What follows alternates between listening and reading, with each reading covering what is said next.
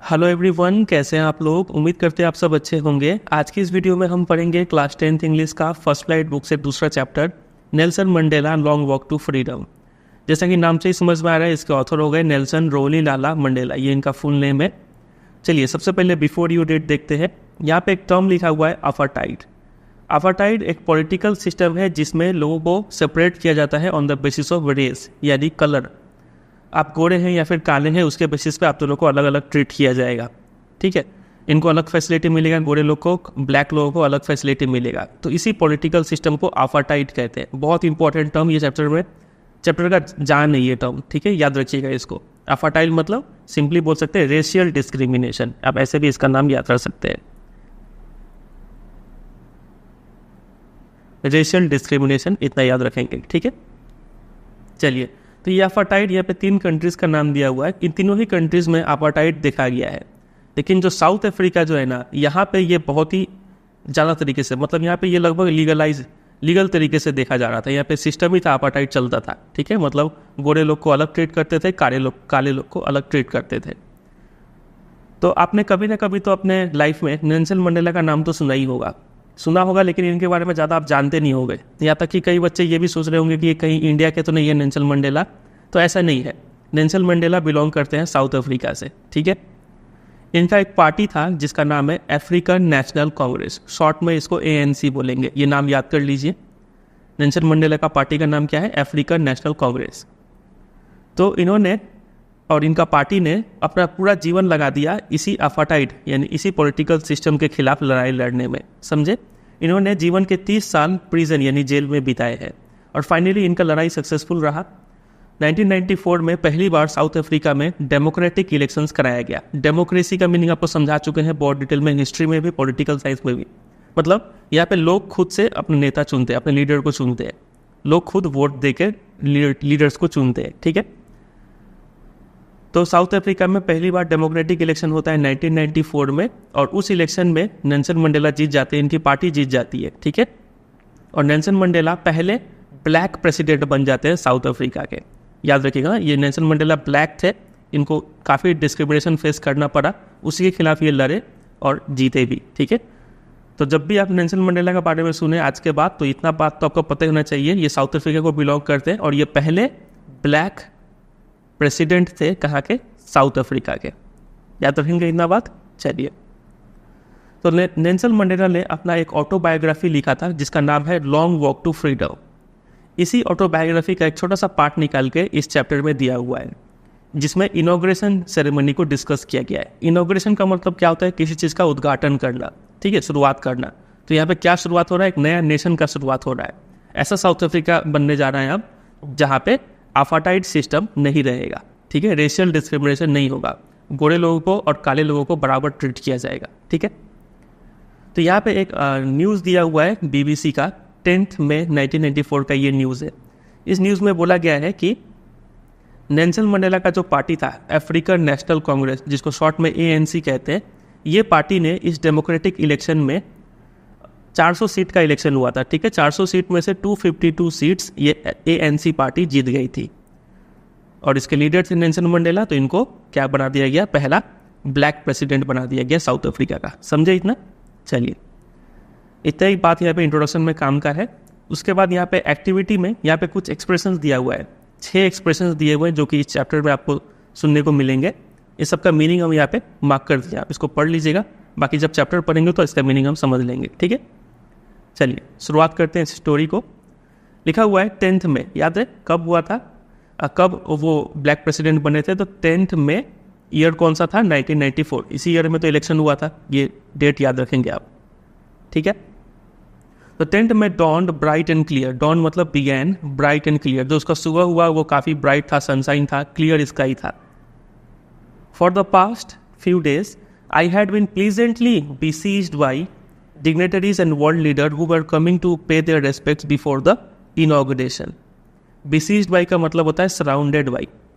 मतलब पिछले कुछ दिनों से आई, यहाँ पे ये कौन, किसका ऑटोबायोग्राफी है? नेल्सन मंडेला का है। तो यहाँ पे आई कौन है? Nelson Mandela. वो बोल रहे कि पिछले कुछ दिनों से मैं काफ़ी मतलब खुशनुमा हुआ पे माहौल था। besieged मतलब सराउंडेड बाई, मैं घिरा हुआ था डिग्नेटरीज, जानने माने लोगों से और वर्ल्ड के लीडर से, जो कि आए हुए थे इनॉग्रेशन सेरेमनी का शोभा बढ़ाने के लिए, इसमें पार्ट लेने के लिए। ठीक है, the inauguration would be the largest gathering ever of international leaders on south African soil. ये जो इनॉग्रेशन होने जा रहा था, नया साउथ अफ्रीका का शुरुआत होने जा रहा था, नया साउथ अफ्रीका इस सेंस में कि यहाँ पे एपार्टाइड नहीं था अब, ठीक है, रेशियल ऑपरेशन नहीं था, रेसिज्म नहीं था। तो ये इनॉग्रेशन एक ऐसा पल था जब इंटरनेशनल लीडर्स, अलग अलग कंट्रीज़ के जो भी प्रेसिडेंट है, प्राइम मिनिस्टर है, वो सब आए हुए थे साउथ अफ्रीका कंट्री में। तो ये लार्जेस्ट गैदरिंग बन गया था वर्ल्ड लीडर्स का साउथ अफ्रीकन सॉइल पे, समझे। The ceremony took place in the lovely sandstone amphitheater formed by the Union buildings in Pretoria। ये समझिए कहाँ पे ये सेरेमनी हुआ, कहाँ पे ये लोग शपथ लिए। जब भी आप कोई पोस्ट होल्ड करते हैं तो उसके पहले आपको शपथ दिलाया जाता है, तो वही है यहाँ पे इनॉग्रेशन सेरेमनी। ठीक है, शपथ लेंगे, नेल्सन मंडेला पहले प्रेसिडेंट बनेंगे, ब्लैक प्रेसिडेंट। ठीक है, तो ये सेरेमनी हुआ लवली सैंडस्टोन एम्पी थिएटर में। एम्पी थिएटर का मीनिंग लिखा हुआ है, एक ऐसा बिल्डिंग होता है जिसमें छत नहीं होता है, ठीक है, ओपन रूफ होता है, with many rose of seats rising in steps. और जैसा आप सिनेमा हॉल में होता है सीट्स, एक रो, फिर उसके ऊपर एक रो, फिर उसके ऊपर एक रो, ऐसा आप पिक्चर में देख सकते हैं। ऐसा सीटिंग डिजाइन को एम्पी थिएटर कहते हैं। ठीक है, formed by the union buildings, जैसे इंडिया में पार्लियामेंट है वैसे ही यहाँ पे यूनियन बिल्डिंग्स है। प्रेटोरिया साउथ अफ्रीका का कैपिटल है प्रेटोरिया। जैसे इंडिया का कैपिटल दिल्ली, दिल्ली में क्या है, पार्लियामेंट है कि नहीं, वैसे ही साउथ अफ्रीका का कैपिटल प्रेटोरिया, यहाँ पे है यूनियन बिल्डिंग्स, और इसी में एक पार्ट था एम्पी थिएटर। तो यहीं पे ये सेरेमनी होना था। कौन सा सेरेमनी, जो यहाँ पे जो मिनिस्टर्स और जो प्रेसिडेंट है वो अब यहाँ पे शपथ लेंगे। For decades this had been the seat of white supremacy.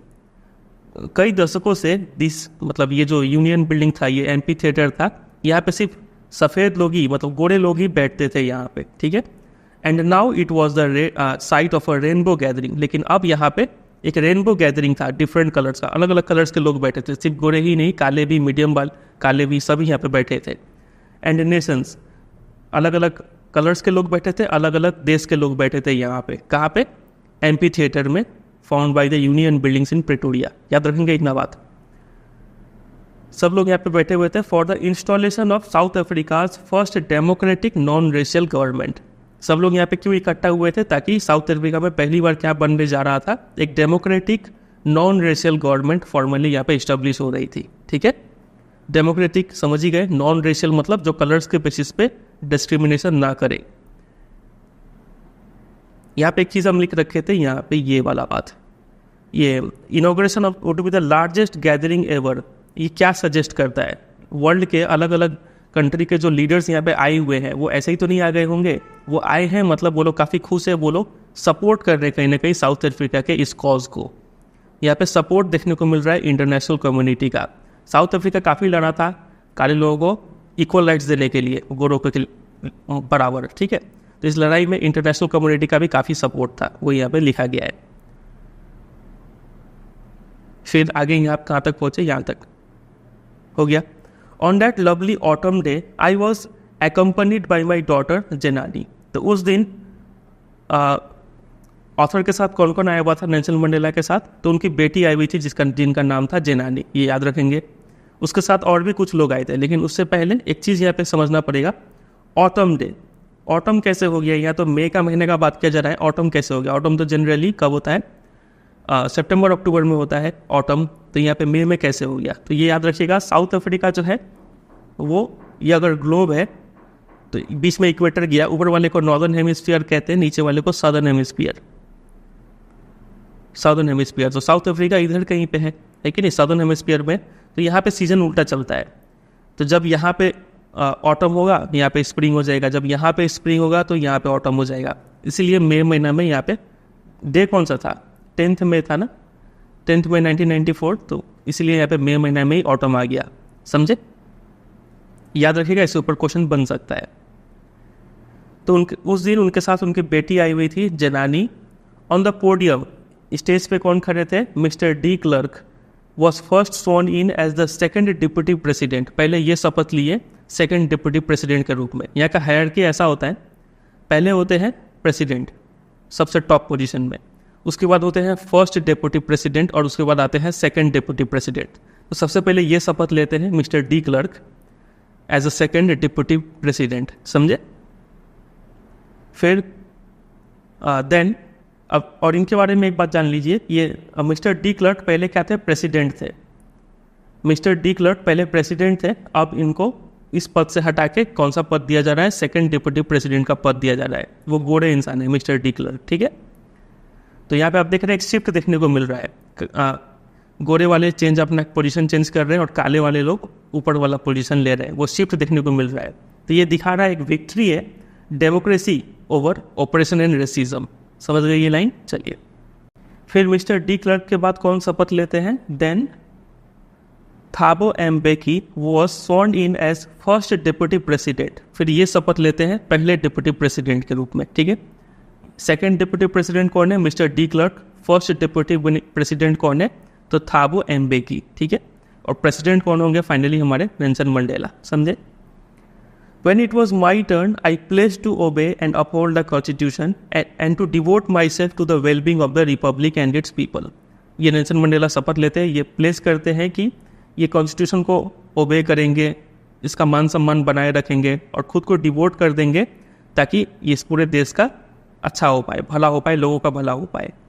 To the assemble guest and the watching world I said, और जितने भी गेस्ट वहाँ पे इकट्ठा हुए थे उन सबको वो अब स्पीच देते हैं। क्या देते हैं देखिए, बोलते हैं today all of us do by our presence here confer glory and hope to the newborn liberty. वो बोलते हैं कि आप आज के दिन में हम सभी लोग यहाँ इकट्ठा होके क्या कर रहे हैं, इस पल का शोभा बढ़ा रहे हैं, ठीक है। और एक होप, एक नया उम्मीद आ रहा है टू न्यू बॉर्न लिबर्टी, जो नया नया हमें आज़ादी मिला है, ठीक है, फ्रीडम मिला है काले लोगों को, इसको हम एक नया चमक दे रहे हैं, नया उम्मीद दे रहे हैं। Out of the experience of N extraordinary human disaster that lasted too long must be born a society of which all humanity will be proud of। बोला गया है कि पहले जो हमने एक्स्ट्राऑर्डिनरी ह्यूमन डिजास्टर, जो हम लोगों पे जो अत्याचार हुआ है, ठीक है, इतना गंदा एक्सपीरियंस रहा है, इतना गंदा एक्सपीरियंस के बाद और इतने लंबे समय तक इस गंदे एक्सपीरियंस के बाद एक ऐसा सोसाइटी का जन्म होना चाहिए जिस पे पूरा मानव समाज प्राउड हो, समझे। फिर वी मतलब जो ब्लैक साउथ अफ्रीकन है वो लोग, ठीक है। We who were outlaws not so long ago have today been given the rare privilege to be host to the nations of the world on our own soil. अच्छा, we यहाँ पे बोला गया है पूरे साउथ अफ्रीकन लोगों के निवासी को, ठीक है। पहले क्या था, साउथ अफ्रीका में क्या चलता था, अपार्टाइड चलता था, रेशियल ऑपरेशन चलता था, जिसके कारण वर्ल्ड के जितने भी कंट्रीज थे सब लोग इसका काफ़ी निंदा करते थे कि ये बहुत बुरा हो रहा है साउथ अफ्रीका में। इसके कारण वर्ल्ड के जो अलग अलग कंट्रीज थे उन्होंने अपना डिप्लोमेटिक रिलेशन साउथ अफ्रीका के साथ तोड़ लिया था। सब बोलते थे कि साउथ अफ्रीका को बॉयकॉट करो, कोई अपना माल साउथ अफ्रीका में नहीं बेचने देगा, साउथ अफ्रीका भी अपना माल किसी भी कंट्री में सेल नहीं कर सकता है। ऐसा बहुत सारा सैंक्शंस लगाया गया था साउथ अफ्रीका के ऊपर। तो यहाँ पे कहा गया कि हम साउथ अफ्रीकन्स लोग जिनको आउटलॉ कर दिया गया था कुछ बहुत लंबे समय पहले नहीं, ठीक है, मतलब हाल फिलहाल में हम लोगों को बॉयकॉट कर दिया गया था, लेकिन आज वो दिन है जब वर्ल्ड के अलग अलग लीडर्स जो है वो हमारे कंट्री में आए हुए हैं। तो ये काफ़ी अच्छा मौका है, समझ रहे हैं यहाँ पे क्या बोलने का मतलब था। We who were outlaws not so long ago, इसका मीनिंग ये लिखा हुआ है कि because of its policy of apartheid policy के कारण बहुत सारे कंट्रीज ने अपना डिप्लोमेटिक रिलेशन तोड़ लिया था साउथ अफ्रीका के साथ, समझे। कोई आना नहीं चाह रहा था साउथ अफ्रीका में, लेकिन आज वो दिन है जब साउथ अफ्रीका में डेमोक्रेटिक इलेक्शंस कराया गया, रेशियल ऑपरेशन को बंद कर दिया गया, तो वर्ल्ड के सभी लीडर्स जो है वो यहाँ पे आए हुए हैं। We thank all of our distinguished international guest for having come to take position with the people of our country of what is after all a common victory for justice, for peace and for human dignity. बोला गया कि हम आप सभी का शुक्रिया अदा करते हैं कि आप सब लोग यहाँ पे आए हुए हैं और ये एक कॉमन विक्ट्री है जस्टिस का, पीस का और ह्यूमन डिग्निटी का। मतलब अब जो गवर्नमेंट बन रहा है वो इन सब प्रिंसिपल्स पे चलेगा, जस्टिस फॉलो करेगा, पीस लाएगा और ह्यूमन डिग्निटी बनाए रखेगा। We have at last achieved our political emancipation. Emancipation बहुत अच्छा वर्ड है, इसका मतलब है फ्रीडम। हमने अपना फ्रीडम पा चुके हैं ब्लैक अफ्रीकन्स लोग, We pledge ourselves to liberate all our people from the continuing bondage of poverty, deprivation, suffering, gender and other discrimination. वो शपथ लेते हैं कि हम जितने भी ब्लैक अफ्रीकन से उन सभी लोगों को इन सब चीज़ों से फ्री कर दिया जाएगा. गरीबी हटाया जाएगा, कोई चीज़ का कमी है तो वो हटाया जाएगा, सफरिंग हटाया जाएगा, जेंडर डिस्क्रिमिनेशन और किसी भी टाइप का डिस्क्रिमिनेशन वो सबको ख़त्म कर दिया जाएगा. ठीक है, तो ये सब अंडरलाइन कर रखें क्योंकि ये सब इंपॉर्टेंट वर्ड्स है जो कि आपको आंसर्स में यूज़ करने होंगे. ठीक है, आगे बताएंगे, अभी आप सिर्फ समझते चलिए. Never never and never again shall it be that this beautiful land will again experience the operation of one by another. मतलब कि ऐसा कभी नहीं होगा कि इस धरती पे कि कोई एक दूसरे पे अत्याचार करे. जो होना था हो गया, अब ये नया देश है. The sun shall never set on so glorious a human achievement. ठीक है, the sun shall never set on so glorious a human achievement. मतलब बोला गया है कि एक नया सूर्योदय हो रहा है यहाँ पे, और इस सूर्योदय ये दर्शाता है कि एंड ऑफ अपार्टाइड है. मतलब जो पुराना सिस्टम था वो बंद हो गया और ट्रायम्फ ऑफ डेमोक्रेसी ये दिखा रहा है. डेमोक्रेसी का बिगिनिंग, एक नया शुरुआत यहाँ पे हो रहा है. Let freedom reign, God bless Africa. समझे, ऐसे करके वो स्पीच देते हैं यहाँ पे. तो यहाँ पे आपको याद रखने वाला बात इतना ही है, सारा चीज़ याद नहीं रखना है. अब जो साउथ अफ्रीका है, पहले साउथ अफ्रीका में अपार्टाइड था, अब नया साउथ अफ्रीका में ये बंद हो चुका है. डेमोक्रेसी आ चुका है जो कि चलेगा इन सब प्रिंसिपल्स के बेसिस पे, और वो लोग कोशिश करेंगे ये सब चीज़ लाया जाए यहाँ पे, हटाया जाए मतलब ब्लैक अफ्रीकन से. ठीक है, फिर यहाँ पे एक क्वेश्चन था कि can you name any public buildings in India जो कि सैंडस्टोन से बने हुए हैं. तो हाँ, रेड फोर्ट है, हवा महल है, ये सब सैंडस्टोन से बने हुए हैं. आगे देखिए, और बाकी ये सब जो क्वेश्चन है ये सब हम अंडरलाइन कर दिए हैं, और ये सब क्वेश्चन का डिटेल आंसर चाहिए तो आपको मेरे वेबसाइट पे मिल जाएगा. सिंपली आप गूगल में सर्च कर दीजिएगा Nelson Mandela class 10 important question by CBSE guidance. तो इस चैप्टर के ऊपर जितना भी इंपॉर्टेंट क्वेश्चन आंसर है वो सब आपको एक जगह पे मिल जाएगा. ठीक है, चलिए, और वेबसाइट का भी नाम है cbseguidanceweb.com. इतना भी सर्च करने से आपको मिल जाएगा. आगे देखिए, a few moments later we all lifted our eyes in awe as a spectacular array of South African jets, helicopters and troop carriers roared in perfect formation over the Union buildings. Union buildings याद है ना, जो कि parliament था, उसके ऊपर आसमान में जेट्स हो गए, हेलीकॉप्टर्स हो गए और ट्रूप कैरियर्स हो गए. ये सब इन परफेक्ट फॉर्मेशन, सब एक पैटर्न बना के आसमान में उड़ रहे हैं और आतिशबाजी दिखा रहे हैं. ऐसा होता है, आप इस पिक्चर में देख सकते हैं कुछ इस तरीके से. तो ये काफ़ी एक मतलब अच्छा विजन था. सभी लोग देख के शॉक्ड हो गए कि अरे इतना अच्छा तरीके से कर रहे हैं लोग. स्पेक्टेकुलर अरे यहाँ पे लिखा है, an impressive display. It was not only a display of pinpoint precision and military force but a demonstration of military's loyalty to democracy, to a new government that had been freely and fairly elected. तो ये आसमान में जो jets, helicopters ये सब fly कर रहे थे, उड़ रहे थे, तो ये क्या दर्शाता है? ये दो चीज़ दर्शाता है. पहला, एक तो दर्शाता है ये मिलिट्री फोर्स, साउथ अफ्रीका में मिलिट्री फोर्स काफ़ी स्ट्रांग है, कोई भी देश आसानी से इस पर अटैक नहीं कर सकता है. ठीक है, इसका करारा जवाब मिलेगा नहीं. तो पहला चीज़ ये दर्शाता है. दूसरा चीज़ ये भी दर्शाता है कि ये जो मिलिट्री फोर्स है ये अब लॉयल्टी शो कर रहा है. किसको लॉयल्टी शो कर रहा है? To the newly formed government. जो नया गवर्नमेंट फॉर्म हुआ है जिसमें गोरे और काले इक्वल नंबर्स में है, ठीक है, उसके लिए लॉयल्टी शो कर रहा है. ठीक है, वही चीज़ यहाँ पे लिखा हुआ है. पहले ये मिलिट्री किसके प्रति लॉयल था? तो सभी सिर्फ गोरे लोग के लिए लॉयल था. ये काले लोगों का बात नहीं सुनता था, उस पर अत्याचार करता था. लेकिन अब ये मिलिट्री यहाँ पे आतिशबाजी दिखा रहा है, मतलब ये लॉयल है नए गवर्नमेंट के लिए भी, नए लोगों के लिए भी. समझे? Only moments before, the highest generals of the South African Defence Force and police, their chest bedecked with ribbons and medals from days gone by, saluted me and pledged their loyalty. ये बहुत अच्छा line है. बोला गया है कि कुछ क्षण पहले ही ये जेट्स, हेलीकॉप्टर्स ये सब उड़ने से पहले ही कौन आए हुए थे? हाईएस्ट जनरल्स आए हुए थे. साउथ अफ्रीकन डिफेंस फोर्स के, पुलिस के सबसे जो ऊंचे वाले पद के जो जनरल्स हैं वो आए हुए थे, और उनके चेस्ट पर सजा हुआ था, रिबन्स और मेडल सजे हुए थे. फ्रॉम डेज गॉन बाई, पहले के जो मेडल्स थे और रिबन्स थे वो सजे हुए थे. पहले के बोलने का मतलब जब साउथ अफ्रीका में अपार्टाइड था.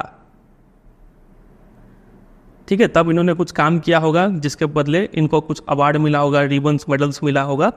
तो ये सब चीज़ अपने चेस्ट पे सजा के ये लोग आए हुए थे कुछ सन पहले ही, और क्या किए थे, सैल्यूटेड मी, मुझे सैल्यूट किए थे और प्लेज किए थे उनका लॉयल्टी। अब ये गौर करने वाला बात है। हाँ, पहले यही जनरल्स लोग, यहाँ पर लिखा हुआ है, I was not unmindful of the fact that not so many years before they would not have saluted but arrested me. अगर यही लोग कुछ साल पहले नेल्सन मंडेला को मिले होते तो ये इनको सैल्यूट नहीं कर रहे होते, ये इनको अरेस्ट कर लिए होते। समझ रहे पहले सिस्टम कैसा था, क्योंकि नेल्सन मंडेला एक काले इंसान है और काले लोग के खिलाफ काफ़ी बुरी तरीके से डिस्क्रिमिनेशन किया जाता था साउथ अफ्रीका में। लेकिन आज एक नया गवर्नमेंट बन चुका है, अब यही जनरल्स लोग आके नेल्सन मंडेला को सैल्यूट कर रहे हैं, तो ये दर्शाता है कि ये लोग काफ़ी लॉयल है अब नए गवर्नमेंट को लेके। समझे। Finally a chevron of Impala jets, chevron का मतलब होता है वी शेप, ठीक है, वी पैटर्न में जो जेट्स है वो फ्लाई कर रहे हैं, लेफ्ट स्मोक ट्रायल ऑफ, और अलग अलग कलर के स्मोक छोड़ रहे हैं, black, red, green, blue and gold, और यही सब कलर से जो नया साउथ अफ्रीकन फ्लैग है वो बना हुआ है। तो फ्लैग का पैटर्न बना रहे ये जेट्स, ठीक है। आगे देखिए, the day was symbolised for me by the playing of 2 national anthem. उस दिन का ये भी खास बात है, उस दिन 2 नेशनल एंथम प्ले किए गए। पहला नेशनल एंथम था निकोसी सीकलेल ई अफ्रीका, और दूसरा नेशनल एंथम था डाई स्टेम। तो ये निकोसी सीकलेल ई अफ्रीका ये था काले लोगों का, ब्लैक लोगों का नेशनल एंथम था, लेकिन इसको गाया वाइट लोगों ने। उसी तरीके से डाई स्टेम ये वाइट लोगों का नेशनल एंथम था, लेकिन इसको गाया किसने, ब्लैक लोगों ने। मतलब एक दूसरे का नेशनल एंथम एक्सचेंज कर रहे हैं ये दोनों। तो ये दर्शाता है willingness to accept each other. समझे। अब लोग आपस में भेदभाव मिटा चुके हैं, वो ये चीज़ दर्शाता है। तो जाहिर सा बात है, वाइट वाले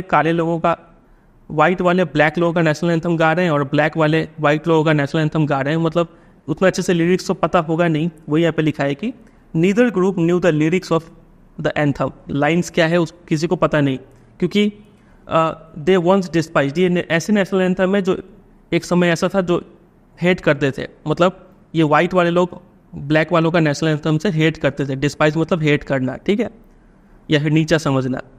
तो कैसे उनका लिरिक्स याद होगा, but they would soon know the words by heart. लेकिन नेल्सन मंडेला ये उम्मीद करते हैं कि बहुत जल्दी दोनों को एक दूसरे का नेशनल एंथम अच्छे से याद हो जाएगा, क्योंकि अब नया साउथ अफ्रीका है ये, जिसमें अपार्टाइड नहीं है। On the day of the inauguration I was overwhelmed with a sense of history.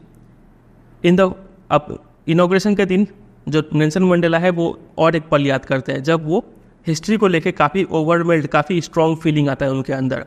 वो 2 टाइम पीरियड को कंपेयर करते हैं। एक पीरियड था पहला डिकेड ऑफ 20th सेंचुरी, और दूसरा पीरियड है last decade of 20th century. 20th century समझते हैं 1900 से लेके कब तक, 1901 से लेके 2000 तक, इसी को बोलते हैं 20th सेंचुरी। तो इसका पहला डिकेड 1901 से लेके 1910 तक, और लास्ट डिकेड यानी 1991 से लेके 2000 तक। ये पीरियड और ये पीरियड को कंपेयर किया गया है यहाँ पे। जो 20th सेंचुरी का पहला डिकेड था, a few years after bitter Anglo Boer war and before my own birth. ये वॉर होने से पहले और नेल्सन मंडेला का जन्म होने से पहले क्या हुआ था इस दशक में, इस 10 सालों में हुआ था कि white skinned peoples of South Africa patched up their differences. South Africa के जितने भी गोरे लोग थे उन्होंने अपना डिफरेंसेस सॉर्ट आउट कर लिया और एक ऐसा सिस्टम लाया जिसमें racial domination against the dark skinned people of their own land. South Africa में जितने भी गोरे लोग थे वो सब लोग एक हो गए और क्या करने लग गए, काले लोगों के खिलाफ डिस्क्रिमिनेशन करना स्टार्ट कर दिए। तो पहले दशक में ये होता था। The structure they created form the basis of one of the harshest most inhuman societies the world has ever known. और ये जो स्ट्रक्चर उन्होंने फॉर्म किया था डिस्क्रिमिनेशन का, इस स्ट्रक्चर को कहा जा रहा है ये सबसे बुरा, हार्शेस्ट, इससे ज़्यादा मतलब क्या बोल सकते हैं, हार्श समझते हैं आप, और इनह्यूमन ये अमानवीय है। इंसान को इतना बुरा ट्रीट नहीं किया जा सकता है, ऐसा सिस्टम इन्होंने ऐसा यहाँ पे बना दिया था। लेकिन फाइनली 20th सेंचुरी का लास्ट डिकेड में क्या हुआ, ये 1994 तो इसी में आएगा ना, इसी पीरियड में आएगा। तो इस टाइम में क्या हुआ, my own 8th decade as a man.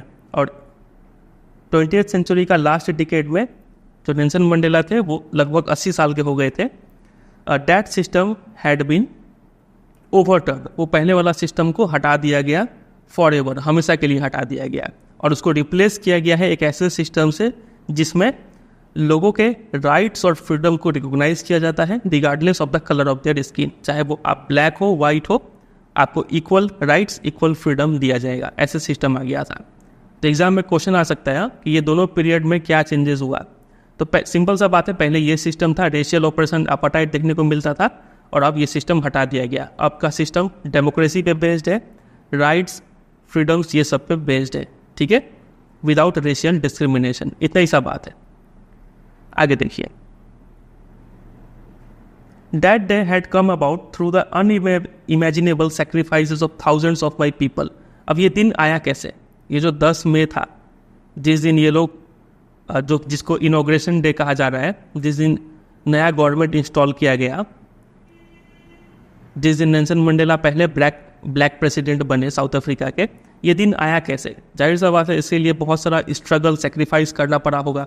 सिर्फ नेल्सन मंडेला का अकेला का एफर्ट तो है नहीं, ऐसे बहुत सारे लोग। इंडिया का एग्जांपल ले लीजिए, इंडिया का आज़ादी में क्या सिर्फ महात्मा गांधी रोल प्ले किए थे? नहीं, बहुत सारे लीडर्स थे। वैसे ही साउथ अफ्रीका में भी बहुत हज़ारों लोगों ने सेक्रीफाइस किया, तब जाके ये दिन देखने को मिला था। ऐसे लोग जो कि suffering and courage can never be counted और रिपेयर्ड, लोगों ने ऐसा सेक्रीफाइस किया, इतना करेज दिखाया, इतना चीज़ सफ़र किया जिसको आप ना मेजर कर सकते हैं ना आप उसको लौटा सकते हैं। इतना बलिदान के बाद ये दिन आया है। I felt that day, as I have on so many other days, that I was simply the sum of all those African patriots who had gone before me. ये बहुत इंपॉर्टेंट लाइन है। इसका मीनिंग यहाँ पे हम लिख रखे हैं कि वो उस दिन महसूस करते हैं कि नेल्सन मंडेला जो है, उनका जो लाइफ है और जो अचीवमेंट है वो किसका रिजल्ट है?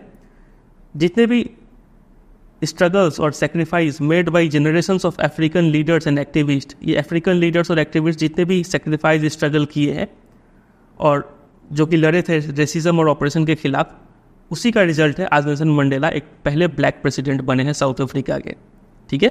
वो यहाँ पर बोलेगा कि I was simply the sum of all those African patriots. Exam में ये लाइन दे देंगे, बोलेंगे इसको एक्सप्लेन कीजिए, तो इसका मीनिंग आप ये याद कर लीजिए, ठीक है, कि पहले के लोगों ने जो भी सेक्रीफाइस, जो भी सफरिंग झेला है, जो भी करेज दिखाया है, उसी के बदौलत आज नेल्सन मंडेला पहले ब्लैक प्रेसिडेंट बन के आए हैं, ठीक है।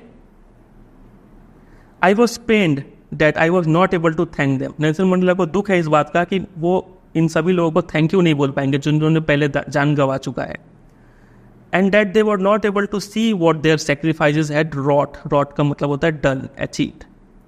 और इस बात का भी दुख है कि जो लोग इतना सफ़र किए, अपना जान गंवा दिए, वो लोग देख भी नहीं पा रहे हैं आज का ये दिन को, जब उनका जो सेक्रीफाइस है उससे क्या अचीव हुआ है, उस चीज़ को देख भी नहीं पा रहे। The policy of apartheid created a deep and lasting wound in my country and my people. ये जो अपार्टाइड सिस्टम था, इससे क्या क्या नुकसान पहुंचा वो देखिए। तो ये काफ़ी गहरा और लॉन्ग लास्टिंग वुंड दे के गया मेरे कंट्री को और मेरे देश के लोगों को। All of us will spend many years, ये घाव को हील होने में, ठीक है, ये जो वुंड को हील होने में कई साल लगेंगे, इससे रिकवर करने में। But the decades of operation and brutality had another unintended effect and that was that it produced the Oliver Thambos, the Walter Sizulas, the Chief Luthulis, the Yusuf Dadus, the Bram Fishers, the Robert Subuquis of our time। देखिए, लेकिन ये जो इतना struggle झेला हमारे country के लोगों ने, इस स्ट्रगल का एक और भी इफेक्ट हुआ, और ये इफेक्ट अनइंटेंडेड है। मतलब इतना दुख दिया कि इस दुख से एक अजीब सा इफेक्ट पड़ा। वो इफेक्ट ये था कि हमारे कंट्री में इनके जैसे लोग, ऑलिवर थम्बोस जैसे लोग आए, वॉल्टर सिजुलस जैसे लोग सामने उभर के आए। यहाँ पे आप देख सकते हैं ये एक प्रॉपर नाउन है, ये एक नाम है ऑलिवर थम्बोस। तो यहाँ पे नाम में भी एस लगाया हुआ है, इसको प्लूरल बनाया गया है, और एक द भी आर्टिकल लगाया हुआ है। तो ऐसा नाम क्या कि हम कब लगाते हैं? जब हमें डिनोट करना होगी इनके जैसे लोग। यहाँ पे ऑलिवर थम्बो को नहीं कहा जा रहा है, बल्कि कहा जा रहा है ऑलिवर थम्बोस जैसे लोग, जब भी हम द और एस लगाते हैं तो, ठीक है, ये मीनिंग निकलता है। जैसे कि द सचिन तेंदुलकर्स, ठीक है, जैसे कि आपके यहाँ पे कुछ प्लेयर्स है, आप बोल रहे हैं कि ये सब क्या है, सचिन तेंदुलकर से मेरे टीम के, तो द सचिन तेंदुलकर ऐसे बोलते थे। यहाँ पे सचिन तेंदुलकर नहीं बोला नहीं जा रहा है, बोला जा रहा है सचिन तेंदुलकर जैसे प्लेयर्स हैं हमारे पास, ठीक है। उसी तरीके से यहाँ पे बोला गया है कि इनके जैसे महान महान लोग हमारे कंट्री में आए।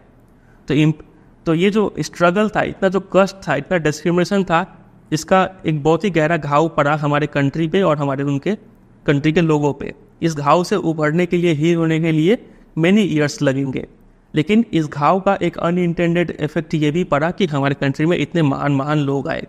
Man of such extraordinary courage, wisdom and generosity, ये 3 क्वालिटी है इन सभी लोगों में। करेज है, विजडम है, समझदारी है, और जेनरसिटी, इतना महान है ये लोग। That their like may never be known again, इनके जैसे लोग फिर दोबारा नहीं मिलेंगे। Perhaps it requires such depth of operation to create such heights of character. तो ये काफ़ी अच्छा लाइन है, बोला है कि इतना महान इंसान किसी भी धरती पे पैदा होने के लिए इतना ही अत्याचार झेलना पड़ेगा, तभी इतना महान इंसान उभर के सामने आएंगे। अब ऑफकोर्स ये डिबेटेबल पॉइंट है, जरूरी नहीं है कि इतना कष्ट झेल के ही इतना महान इंसान पैदा हो सकता है। My country is rich in the minerals. अब ये भी एक बहुत अच्छा बात बोले हैं नेल्सन मंडेला, कि बोलते हैं कि मेरा जो देश है, कौन सा देश, साउथ अफ्रीका, यहाँ पे मिनरल्स, जेम्स, जो प्रीशियस स्टोन से मिट्टी में नीचे पाए जाते हैं। लेकिन मैं हमेशा से ये जानता हूँ कि कंट्री का असली वेल्थ क्या है, उसके लोग हैं। Finer and truer than the purest diamond, असली हीरे भी मिल जाए तो उससे भी ज़्यादा कीमती है मेरे देश के लोग। काले गोरे से फ़र्क नहीं पड़ता है, देश के लोग कंट्री के लिए असली वेल्थ है। कैसे, अब ये तो सही बात है, लोग कैसे वेल्थ बन सकते हैं? अगर लोगों को अच्छा एजुकेशन और अच्छा स्किल, अच्छा हेल्थ अगर मिल जाए तो लोग किसी भी कंट्री को ट्रांसफॉर्म कर सकते हैं। ज़रूरी नहीं है कि उस कंट्री में तेल मिले, सोना मिले, ये सब प्रीशियस चीज़, मिनरल्स मिले तो ही वो कंट्री डेवलप होगा। अगर लोग वहाँ पे स्किल्ड है, डेवलप्ड है, हेल्थ अच्छा है, तो वो लोग मिलकर उस देश को बहुत तरक्की करा सकते हैं। उसी सेंस में ये लाइन कहा गया है। आगे देखिए, it is from these comrades in the struggle that I learn the meaning of courage. तो इन्हीं साथियों के वजह से मैंने करेज का असली मीनिंग जाना। इस स्ट्रगल में मैंने बार बार देखा है कि मैन एंड वोमेन ने अपना जीवन को रिस्क किया है और अपना जीवन दिया भी है एक कॉज, एक आइडिया के लिए। I have seen man stand up to attacks and torture without breaking, showing a strength and resilience that defies the imagination. मैंने देखा है कि ऐसे ऐसे इंसान को देखा है जो लोग अटैक्स और टॉर्चर को इस तरीके से झेलते हैं, बिना टूटे झेलते हैं। ऐसा स्ट्रेंथ और रेजिलियंस मतलब ability to deal with any kind of hardship and recover from its effects, इतना रेजिलियंस दिखाते हैं कि जिसको हम इमेजिन भी नहीं कर सकते हैं। ऐसा करेज और इतना हिम्मत है इन सब में। अब यहाँ पे नेल्सन मंडेला करेज का सही मीनिंग जानते हैं। I learn that courage was not the absence of fear. Courage मतलब ये नहीं कि आप में डर का ना होना, but the Triumph over it. Important ये है कि आप डर पे जीत पा ले।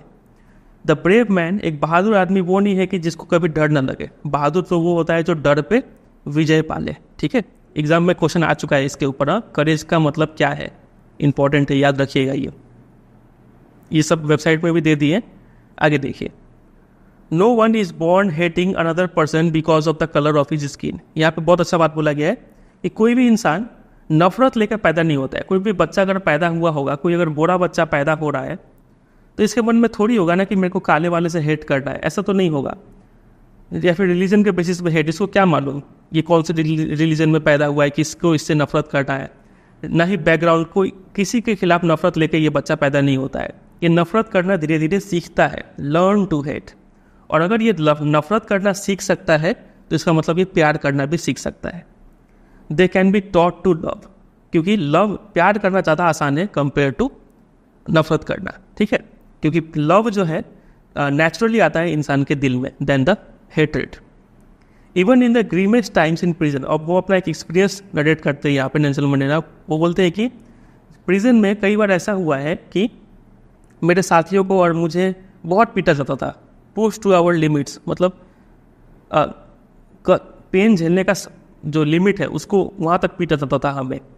तो तब पीटते पीटते देखते थे कि वो लोग जो गार्ड्स है उनमें उनको थोड़ा देर के लिए दया आता था, भले ही वो जस्ट फॉर अ सेकेंड, एक सेकेंड के लिए ही उनके चेहरे पे थोड़ा सा दया दिखता था।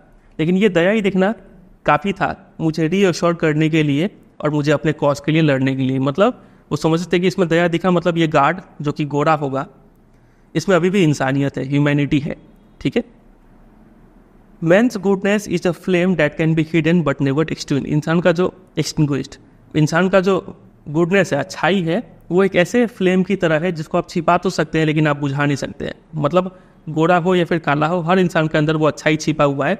उसे तो नफरत करना सिखा दिया गया है, नहीं तो वो सबको प्यार कर सकता है वो, ठीक है। अब आगे ऑब्लिगेशन के बारे में बताया गया है, ड्यूटी। बोला गया कि हर इंसान का 2 ड्यूटी होता है। एक ड्यूटी अपने परिवार के लिए, पेरेंट्स के लिए, वाइफ, चिल्ड्रन, मतलब फैमिली के लिए एक ड्यूटी होता है, और दूसरा ड्यूटी होता है अपने लोगों के लिए, अपने कम्युनिटी और कंट्री के लिए। एक ड्यूटी होता है देश के लिए। तो 2 ड्यूटी एग्जाम में क्वेश्चन पूछेंगे तो नेल्सन मंडेला 2 ड्यूटी किसको रेफर कर रहे हैं? पहला ड्यूटी अपने फैमिली के लिए और दूसरा ड्यूटी अपने कंट्री के लिए, ठीक है। तो किसी भी सिविल और ह्यूमन सोसाइटी में एक इंसान जो है वो ये दोनों ही ड्यूटी को काफ़ी अच्छे तरीके से फुलफिल कर लेता है, समझे। लेकिन साउथ अफ्रीका जैसे कंट्री में ये ऑलमोस्ट इम्पॉसिबल है। मेरे जैसे लोग और मेरे जैसे रंग वाले लोग, ठीक है, ये दोनों ड्यूटी को एक साथ निभा पाए। मतलब जो ब्लैक साउथ अफ्रीकन है उनको ये दोनों ड्यूटी परफॉर्म करना बहुत ही मुश्किल होता है। कैसे? देखिए, in South Africa a man of colour बोलने का मतलब ब्लैक मैन, ठीक है, who attempted to live as a human being was punished and isolated. यहाँ पे तो एक इंसान अगर इंसान की तरह इज्जत के साथ जीवन भी काटना चाहे तो उसको पनिश किया जाएगा, उसको निकाल दिया जाएगा समाज से।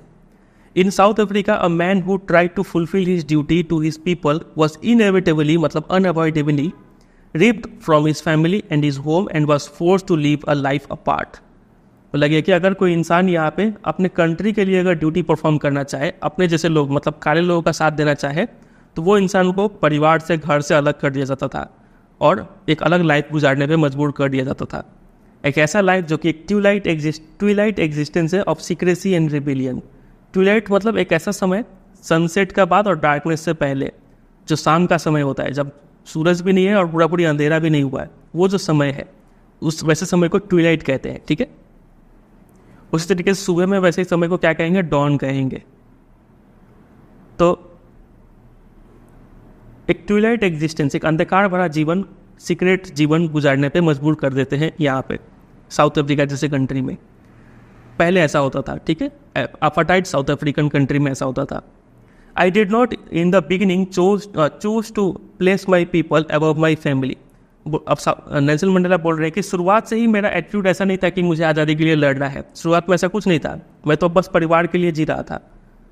But in attempting to serve my people, लेकिन जैसे ही मैंने अपने लोगों को सर्व करना चाहा, माई पीपल मतलब जितने भी काले लोगों को हेल्प करना चाहा, I found that I was prevented from fulfilling my obligation as a son, a brother, a father and a husband. जैसे ही ये काले लोगों को हेल्प करना चाहे तो ये पाए कि ये अपना दूसरा ड्यूटी जो है परिवार के लिए वो नहीं फुलफिल कर पा रहे, इनको परिवार से अलग कर दिया गया। I was not born with a hunger to be free. जब ये पैदा भी हुए थे तो इनको क्या मालूम, इनके अंदर ये फ्रीडम का कोई भूख ही नहीं था। ये तो सोच रहे थे कि आई वॉज बॉर्न फ्री, मैं तो फ्रीडम के लेके पैदा हुआ हूँ, हर वो तरीके से जो मुझे पता था। मतलब उनके लिए जब ये छोटे बच्चे थे तो उनके लिए फ्रीडम क्या था? जब ये माँ के घर के आसपास जो फील्ड है, जो खेत है, वहाँ पे ये दौड़ पाए फ्रीली, यही इनके लिए फ्रीडम है। साफ स्ट्रीम में ये स्विम कर पाए, यही इनके लिए फ्रीडम था। Free to roast mealies under the stars and ride the broad backs of slow moving bulls चलाना, रात को जो कॉर्न होते हैं, मेज होते हैं, ठीक है, मकई, उसको रोस्ट करके खाना, ठीक है, इनके लिए यही फ्रीडम था। As long as I obeyed my father and abided by the customs of my tribe, I was not troubled by the laws of man और गॉड। लेकिन जब तक मैं ये सारे नियम मान के चल रहा था, ठीक है, मैं अपने पिता का सभी बात मान रहा था और मेरे ट्राइब के लिए जो भी कस्टम्स बने हुए थे वो सभी को फॉलो कर रहा था, तब तक मुझे कोई कष्ट नहीं हुआ। It was only when I began to learn that my boyhood freedom was an illusion, when I discovered as a young man that my freedom had already been taken from me, that I began to hunger for it. मैंने freedom के लिए कब लड़ना start किया? जब मुझे इस बात का रियलाइजेशन हुआ कि जो सब फ्रीडम मुझे मिल रहा है वो तो सिर्फ एक भ्रम है, इल्यूजन है, ठीक है। जब मैं बड़ा हो गया, मैंने पाया कि मेरा फ्रीडम तो पहले ही लिया जा चुका है, तब मैंने फ्रीडम के लिए लड़ना स्टार्ट किया। At first as a student I wanted freedom only for myself, the transitory freedoms of being able to stay out at night, read what I pleased and go where I chose. बोला जा रहा है कि जब ये student थे तो ये फ्रीडम सिर्फ अपने लिए चाहते थे, वही टेम्पररी फ्रीडम, जैसे कि रात को घर से बाहर रहना, जो मन करे वो पढ़ पाना, ठीक है, और जहाँ मन चाहे वहाँ जा पाना, यही इनके लिए फ्रीडम था। इस टाइप के फ्रीडम को यहाँ पे कहा गया है ट्रांजिटरी फ्रीडम, टेम्पररी फ्रीडम, ठीक है। Later as a young man, जब ये बड़े हो गए जोहान्सबर्ग में, I yearned for the basic and honourable freedom, वो चाहने लगे इनको कुछ जो बेसिक और जो जिससे इज्जत मिले वैसा वाला फ्रीडम इनको चाहिए था। कैसा वाला देखिए, अचीविंग माई पोटेंशियल, ये चाहते थे कि जो भी इनका पोटेंशियल है वो इसको अचीव कर पाए। होता क्या था कि काले लोगों को बड़ा पोस्ट नहीं दिया जाता था, ऐसा ही तो डिस्क्रिमिनेशन होता है, इनको बड़ा पोस्ट नहीं देना है, इनको ये कोर्स स्टडी करने का अनुमति नहीं था, कोई होगा कोई कोर्स, ठीक है, फिर सैलरी कम मिलेगा, ऐसा बहुत सारा रेस्ट्रिक्शन था, आप इससे शादी नहीं कर सकते, यहाँ शादी करना पड़ेगा, ऐसा कुछ। तो इनको यही सब में फ्रीडम चाहिए था कि अपना पोटेंशियल रियलाइज़ कर पाए, ठीक है, अर्निंग माई कीप, अपना लाइवलीहुड जो है अच्छा कमा पाए, ऑफ मैरिंग, एक अच्छे लड़की से शादी करे और एक फैमिली बसा पाए, ये सब फ्रीडम उनको चाहिए था। Freedom, the freedom not to be obstructed in a lawful life, ऐसा फ्रीडम चाहिए जो अगर ये सही जीवन जीना चाहे तो वो जी पाए, कोई रेस्ट्रिक्शन ना हो, ऐसा फ्रीडम इन्हें चाहिए था। तो ये बात याद रखिएगा, इसके ऊपर क्वेश्चन बनता है कि जब वो बॉय थे या फिर स्टूडेंट थे तब वो किस टाइप का फ्रीडम चाहते थे, और जब वो यंग मैन हो गए तब उनको किस टाइप का फ्रीडम चाहिए, ये पूछते हैं एग्जाम में, तो ये याद रखना है आपको। आगे बढ़ते हैं। But then I slowly saw that not only was I not free but my brothers and sisters were not free. तभी जब वो ये सब बात रियलाइज़ कर रहे थे तभी उन्हें ये फील हुआ कि ऐसा नहीं है कि सिर्फ वही फ्री नहीं है, बल्कि इनके जो भाई बहन है, दूसरे भाई बहन जो कि काले हैं, वो लोग भी फ्री नहीं है। तो वो फील करते हैं कि it was not just my freedom that was curtailed but the freedom of everyone who looked like I did. वो सभी लोग जो मेरी तरह दिख रहे थे, जो सभी लोग काले थे, उन सबका फ्रीडम ऐसा ही कर्टेल था। तभी यही वो समय था जब ये क्या कर लिए, अफ्रीकन नेशनल कांग्रेस, ये पार्टी ANC पार्टी ज्वाइन कर लिए। And that is when the hunger for my own freedom became the greater hunger for the freedom of my people. मेरा फ्रीडम सिर्फ, पहले तो मुझे सिर्फ अपने लिए फ्रीडम चाहिए था, मुझे फ्रीडम सारे काले लोगों के लिए मिलना चाहिए था, ठीक है। It was this desire for the freedom of my people to live their lives with dignity and self-respect that animated my life। और यही जो फ्रीडम के लिए भूख है, इसी फ्रीडम का वजह से मेरा लाइफ एनिमेट हो गया, मेरा लाइफ काफ़ी ट्रांसफॉर्म हुआ। क्या क्या ट्रांसफॉर्म हुआ? सबसे पहला ये, मैं पहले काफ़ी डरा हुआ यंग मैन था, अब मैं काफ़ी बोल्ड वन हो चुका, मैं काफ़ी हिम्मत वाला हो चुका था। किस वजह से? क्योंकि इनको फ्रीडम चाहिए था, ठीक है। दूसरा चेंज क्या आया इनमें? Law avoiding attorney to become a criminal. पहले मैं लॉ को फॉलो करने वाला अटॉर्नी था। अटॉर्नी मतलब लॉयर होता है, ठीक है, मतलब पहले लॉ को फॉलो करने वाला एक इंसान थे, लेकिन अब ये क्रिमिनल बन चुके थे, लॉ को फॉलो नहीं करते थे। फिर तीसरा चेंज ये आया, turn a family loving husband into a man without a home. पहले ये फैमिली को काफ़ी प्यार करते थे, अब ये ऐसे इंसान बन चुके थे जिनका अपना कोई घर नहीं था, ठीक है, ये पूरे देश के लिए जी रहे थे। That force the life loving man to live like a monk. इनको लाइफ जिंदगी से काफ़ी प्यार था, लेकिन अब ये जीवन ऐसा जी रहे थे एक मॉन्क की तरह, कोई चीज़ से लेना देना नहीं, सिर्फ अपने कॉज के लिए लड़े जा रहे हैं। तो इसी डिज़ायर का वजह से ये 4 चेंजेस आया इनमें, याद रखिएगा चारों चेंज। उसके बाद I am no more virtuous और self sacrificing than the next man. ऐसा नहीं है कि मैं ज़्यादा बलिदान दिया हो, ज़्यादा सेक्रीफाइस किया हो दूसरे के मुकाबले में, but I found that I could not even enjoy the poor and limited freedom. लेकिन मैंने ये फील किया कि जो मुझे थोड़ा मोड़ा फ्रीडम मिल रहा था, मैं उसको इन्जॉय नहीं कर पा रहा हूँ। I was allowed when I knew my people were not free. मुझे जो थोड़ा मोड़ा फ्रीडम दिया जा रहा था अटॉर्नी होने के नाते, लॉयर होने के नाते, मुझे वो फ्रीडम भी नहीं चाहिए था। क्यों? क्योंकि मुझे ये बात पता था कि मेरे बाकी काले लोगों को इतना फ्रीडम नहीं दिया गया है। फ्रीडम इनडिविजिबल चीज़ है, आप डिवाइड नहीं कर सकते हैं, किसी को ज़्यादा फ्रीडम कम फ्रीडम ऐसा कुछ नहीं होता है, सबको बराबर मिलना चाहिए। The chains on any one of my people were the chains on all of them, and the chains on all of my people were the chains on me। अगर किसी एक काले इंसान को कहीं दबाया जा रहा है, इसका मतलब सारे काले इंसान को दबाया जा रहा है, और सारे काले इंसान को दबाना जाने का मतलब मुझे यानी नेल्सन मंडेला को भी दबाया जा रहा है, ठीक है। उसके बाद लास्ट पैसेज है, इसमें बताया गया है, I knew that the oppressor must be liberated just as surely as the oppressed. यहाँ पे 2 लोग हैं, एक है ऑपरेसर जो कि दूसरे को दबाता है, और एक है ऑप्रेस्ड जो कि खुद अत्याचार सहता है, दबता है जो, ठीक है। ये दो लोग को बताया गया कि जो कि ऑप्रेस्ड है, जिस पर अत्याचार हो रहा है, उसको तो लिबरेट यानी फ्री करना ही है, जो अत्याचार कर रहा है उसको भी फ्री करना है। अब ये क्या चीज़ है देखिए, a man who takes away another man's freedom is a prisoner of hatred, he is locked behind the bars of prejudice, narrow mindedness. ऐसा इंसान जो अत्याचार कर रहा है, जो ऑपरेसर है, वो भी एक प्रिजनर है, वो प्रिजनर है नफरत का, वो हेट्रेड का गुलाम बन चुका है, वो ऐसे जेल में बंद है जो कि प्रिजुडिस और नैरो माइंडेडनेस का जेल है, ठीक है। भेदभाव पे, प्रिजुडिस का मतलब होता है strong dislike without any good reason, बिना कोई रीजन के ही वो किसी को नफरत कर रहा है। I am not truly free if I am taking away someone else's freedom, just as surely as I am not free when my freedom is taken away from me. एक ऐसा इंसान है जिसको फ्रीडम नहीं दिया जा रहा है, और एक ऐसा इंसान है जो दूसरे को फ्रीडम नहीं दे रहा है, तो दोनों ही यहाँ पे फ्री नहीं है। यहाँ पे ये बोलने का मतलब है the oppressed and the oppressor alike are robbed of their humanity. दोनों को ही ह्यूमैनिटी से रॉब ऑफ किया जा रहा है, मतलब ह्यूमैनिटी छीना जा रहा है दोनों से ही, दोनों में ह्यूमैनिटी नहीं है, समझे। चलिए, तो इसी के साथ ये पूरा स्टोरी एंड हो जाता है। लास्ट पैसेज इंपॉर्टेंट है, एक बार पूरा स्टोरी को रिकैप करते हैं ताकि दिमाग में बात बैठे कि कहाँ से क्या क्या इंपॉर्टेंट था। देखिए, सबसे पहले इंट्रोडक्शन में हमने कुछ बेसिक बात जान लिया कि साउथ अफ्रीका में अपार्टाइड चलता था, लेकिन 1994 में डेमोक्रेटिक इलेक्शन हुआ जिसमें नेल्सन मंडेला पहले ब्लैक प्रेसिडेंट बने साउथ अफ्रीका के। डेट याद कर लीजिएगा, 10 मई 1994, ठीक है। इतना इंट्रोडक्शन से हमने जाना। पहले स्टार्ट होता है यहाँ पे, वो दिन कौन सा था, वो दिन वर्ल्ड के काफ़ी सारे लोग यहाँ पे आए हुए थे, और ये क्या दर्शाता है, ये सिंबलाइज करता है सपोर्ट ऑफ इंटरनेशनल कम्युनिटी, यही एक पॉइंट है यहाँ पे।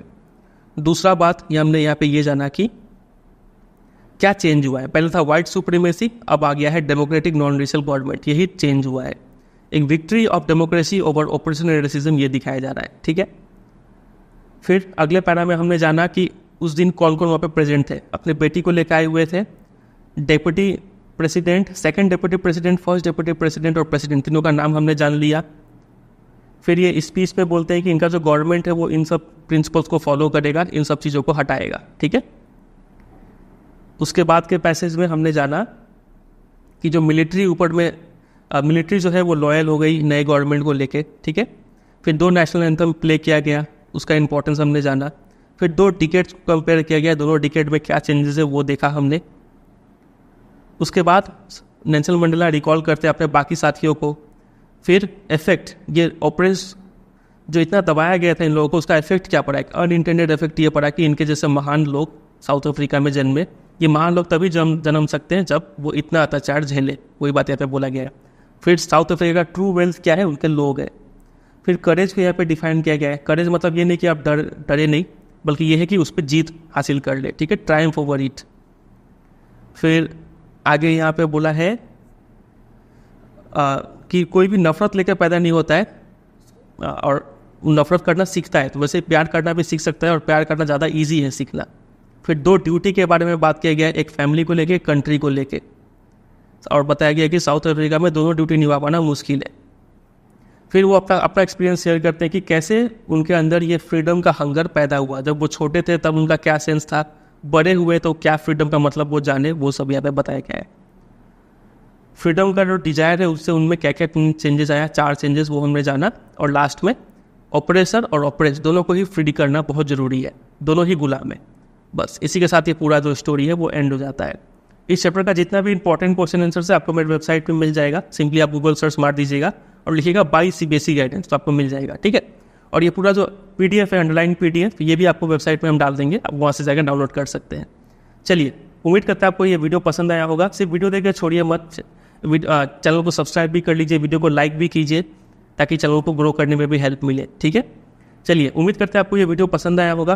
पसंद आया तो जरूर से इसको लाइक कीजिएगा, चैनल को सब्सक्राइब कीजिए, और अगर आप कुछ कमेंट करना चाहते हैं तो कमेंट भी जरूर कीजिए, कुछ पूछना है तो पूछ सकते हैं, हम कोशिश करेंगे वहाँ पर रिप्लाई देने का, ठीक है। चलिए, मिलते हैं बहुत जल्द किसी और वीडियो में, तब तक के लिए bye bye and take care.